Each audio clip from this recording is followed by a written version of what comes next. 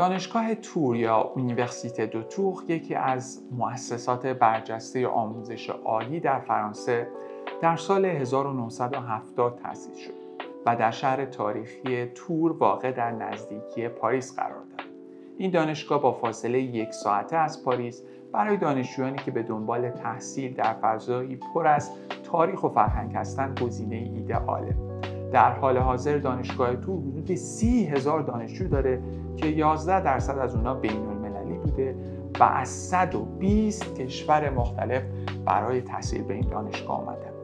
در این دانشگاه رشته‌های مختلفی در مقاطع کارشناسی ارشد و دکتری تدریس میشه.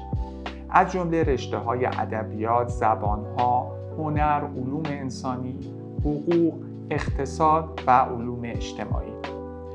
دانشگاه تور به خاطر پژوهش‌های پیشرفته‌اش نیز شهرت داره. این دانشگاه دارای 36 واحد پژوهشیه که برخی از اونها با مراکز پژوهشی معتبر مانند ENSERM، CNRS و CEA همکاری می‌کنند. پژوهش‌ها در این دانشگاه به حوزه‌هایی مانند دموکراسی، کسب و کار، برنامه‌ریزی شهری و بسیاری دیگر گسترش یافته.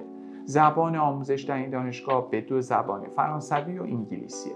برای تحصیل به انگلیسی دانشجویان باید حداقل سطح B2 رو داشته باشند که معادل نمره 5.5 در آیلتس یا 87 در توفل.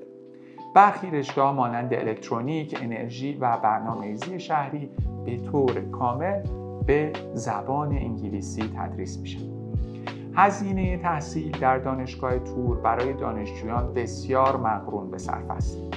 هزینه‌های زندگی در شهر تور از جمله مسکن و حمل و نقل به مراتب کمتر از پاریسه که این امر به جذابیت بیشتر دانشگاه برای دانشجویان بین‌المللی کمک می‌کند. علاوه بر این دانشگاه تور با ارائه برنامه‌های متنوع در مقاطع مختلف و محیطی بین‌المللی دانشجویان رو برای ورود به بازار کار و ادامه تحصیلات عالی به خوبی آماده می‌کنه. اگه به تحصیل در دانشگاه تور علاقه‌مند هستید میتونید فرم مشاوره رایگان رو پر کنید تا ما در اسرع وقت با شما تماس بگیریم.